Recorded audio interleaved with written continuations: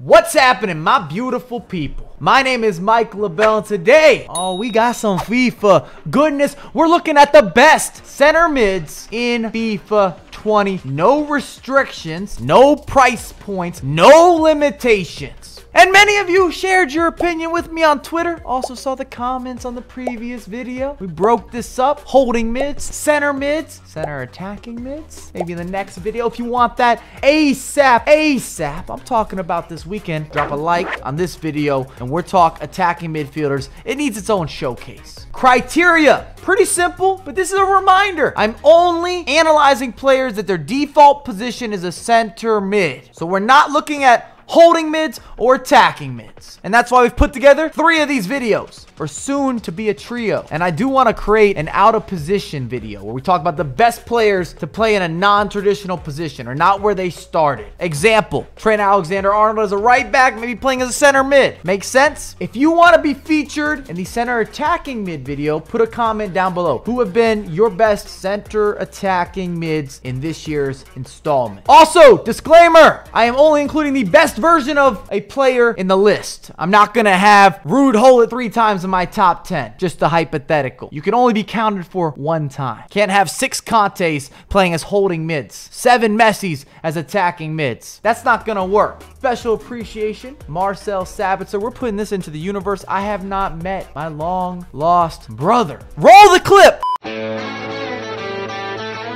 What's happening, my beautiful people? My name is LaBelle.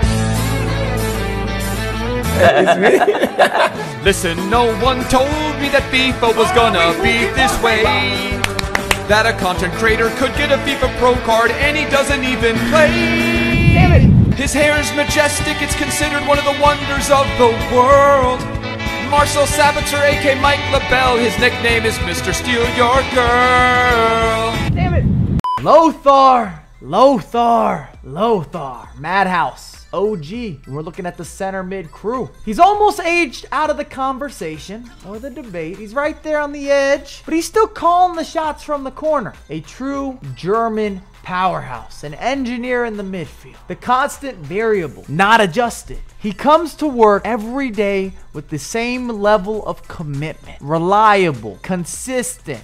All over the virtual pitch. Need him to chase back? Say less. Get you a crunching tackle? Not an issue. Help you progress the attack? Not a concern. You know what you're purchasing. You know what you're gonna get. And he has that icon status. Alan. I was very happy when EA released this foot item. And I don't want to get ahead of myself. I don't want to foreshadow. I don't want to spoil the list. But there's a certain player build, a role, a status for center mids that I get on with. And he fits into that category. Alan fits into this construction, this collective. It's an archetype that works in FIFA 20. This is that swipe right type of material. I hope that's the correct direction. I never really got involved with Tinder, so even though I always talk about swiping, I have no idea what I'm supposed to be doing. We could drop super likes, lots of swipes, bio reports. This is that 10 out of 10 at the bar that is requesting your attention. This is when your favorite YouTuber makes an OnlyFans. That could be weird. Actually, that could be weird. Can we retract that statement? I'd like to omit that from the video.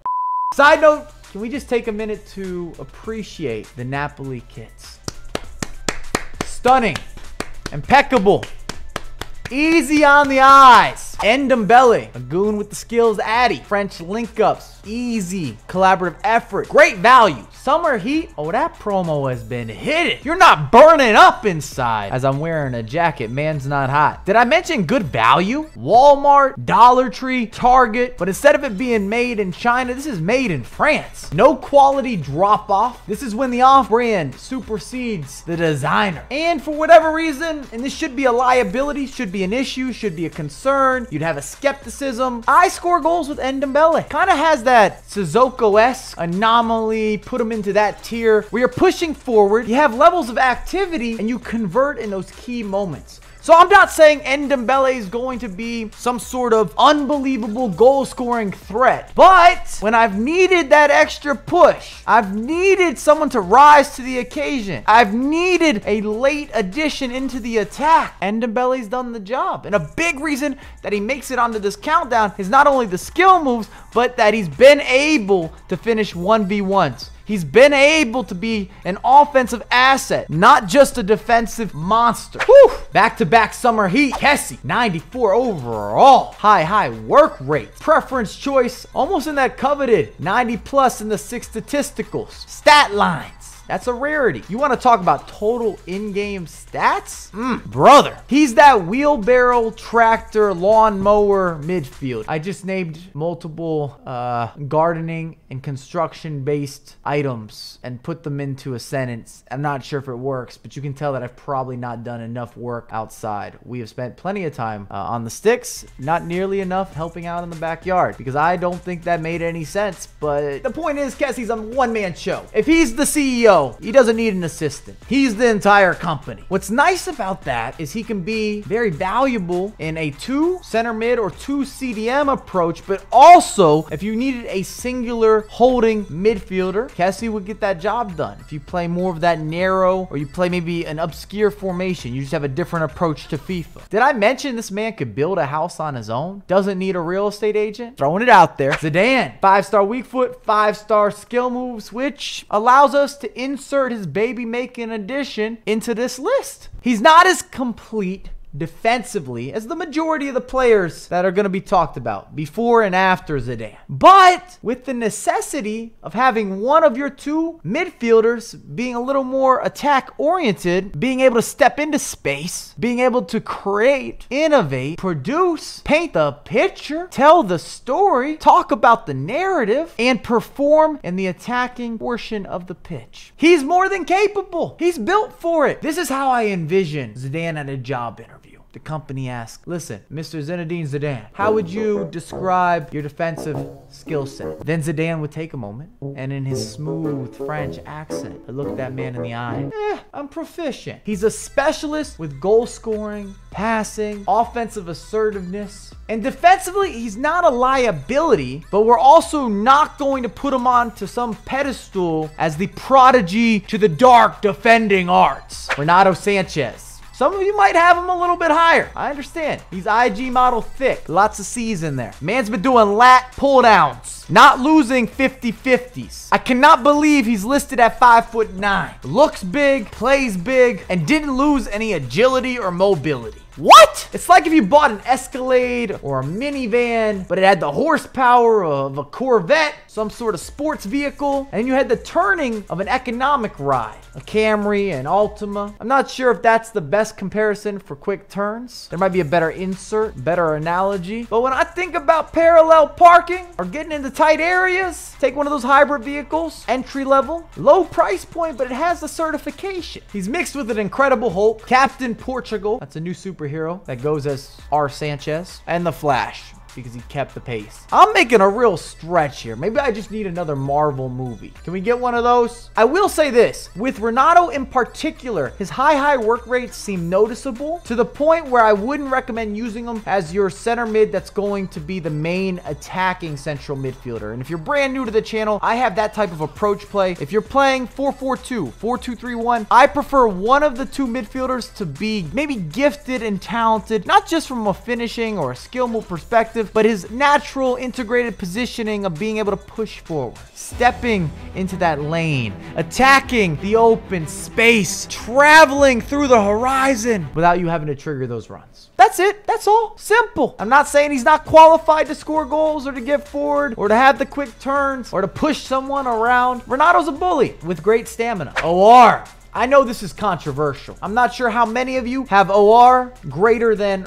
Renato, but I'm comfortable with my selection. I'm cozy. I've used OR a lot. His maneuverability, portability, and versatility is next level. Play him as a holding mid, center mid, attacking mid, winger, left back, right back. I'm confident that he has what's necessary to do this. And not only to be capable or to be qualified, but to be exceptional, standout performer, an improvement to whoever you're using in some of those positions, depending on your budget, price points, ratings, the checkbox. Did I mention he's fast? If he was a rapper, Twista, We flying? Falcon. You want to go for a swim? Marlin. If you didn't know those comparisons, quick with it. Maybe not as obvious, depending on your age range or your Google searches or general knowledge of the animal kingdom. And the only negative is a 3-star weak foot. But I'll tell you what, if you get a player authentically that has 90+ finishing on his base level, not with a chemistry style, and it's genuine,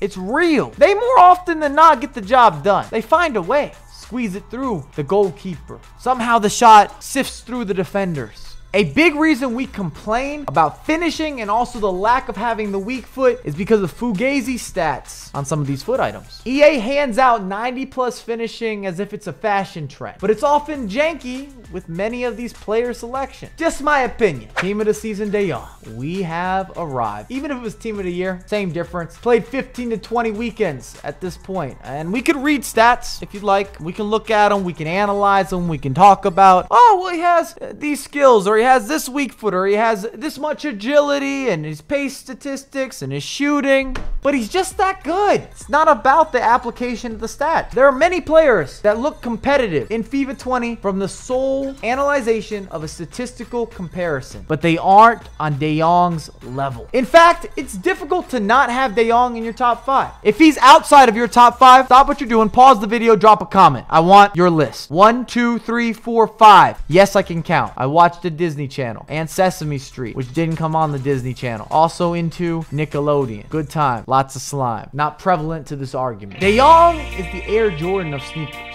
De Jong is a fresh slice of pizza straight out of the oven. De Jong is Amsterdam's Fashion Week, which I don't know if that even exists. He should start it if it doesn't already exist. Maybe I should have sent a Google before putting that into the video. De Jong is good. In summary, if you want to win more games, buy De Jong. That's simple. I talked about using them 15 to 20 weekend leagues. Guaranteed 20+ offensive contributions for your center mid or your holding mid. I've even had half those weekends because I keep all of the stat lines where he gave you 30+ contributions, which is how I equate value and worth to attacking players. If they play 30 games and give you over 1 goal or 1 assist in an average, as a grouping, your return of investment is at a premium, a top tier. And he's doing that as a center mid. KDB, the Belgium demigod. Can we just take a second to address that he has 99 defensive awareness? What can't he do? 5-star weak foot. This man is equivalent to dating a supermodel. Let's just give some appreciation to KDB. Glory to KDB. If you can afford him, if you can bring this man into the squad, you will not have a complaint. It's not possible. I don't see it, or foresee it, or predict it, or understand it. Ruud Gullit, most sought after item every single year. He feels attainable. And even more importantly, you know, once you pick him up, once you add him into the squad, it's done. You don't need another center mid. Whoever you team him up with or partner him with, he's gonna improve their output, their performance. He's 6'4". And we can look at the NFL. He's built like a defensive end, but he has running back potential. And somehow his effortless runs or routes parallel that as a wide receiver. Ruud Gullit is the FIFA GOAT. He does everything better than everyone in every position. You know when people add filters to their pictures, they add effects? If Ruud Gullit was an effect or a filter, you would add it to every single picture, every single piece of content that you produced. It would always improve the output. Never would it be detrimental. Never would it be a neutral. He is that type of asset. And if you get him early on in a FIFA installment, he grows as the game progresses. ROI 101. Thanks again for watching. If you enjoyed the content, make sure to drop some love. Let me know in the comments down below. Center attacking mids. Who's on your list? I will be featuring those comments in the next video. Don't get left off. We're going through there back and forth, but I have a lot more content coming for you ASAP.